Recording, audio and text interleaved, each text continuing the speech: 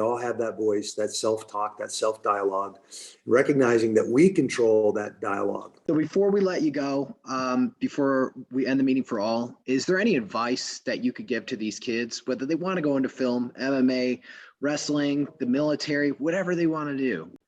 Well, again, I think finding that thing that you are passionate about, that you care so much about, that you're willing to make some significant sacrifices in your life to accomplish something in that arena is very, very important.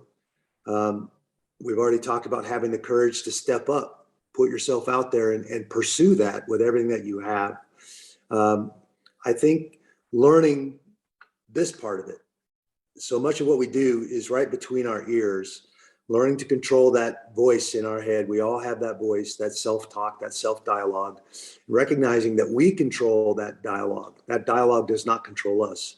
And that voice will say all kinds of crazy things, a lot of things that nobody would probably say to your face in their right mind. So you have to learn that you control that dialogue, and you need to get it saying, put affirmations in there and get it saying all the things that roll off our tongues so easily.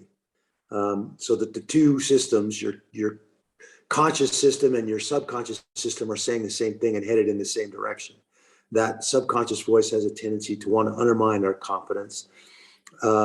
As bad as that, I call him my crazy roommate, as bad as that crazy roommate can be, learning to control him it takes some practice, like anything else you do as an athlete or whatever it is we're trying to accomplish. It takes a lot of practice and a lot of hard work.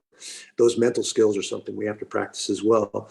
And then shutting out all the haters, all the people that are going to try to criticize, try to drag you down, especially with social media and all the stuff that we're so connected now. And at the same time, we're as isolated as we've ever been. It's a weird dichotomy, but there's always going to be haters. You're never going to hear from the person that's doing more than you are. You're always going to hear from the person that isn't doing as much as you are, because there's a certain amount of envy and jealousy involved in just about everything. It's part of human nature. So learning to block out all those distractions, eliminate all of that nonsense that is not propelling you forward, that's not positive and moving you in the right direction.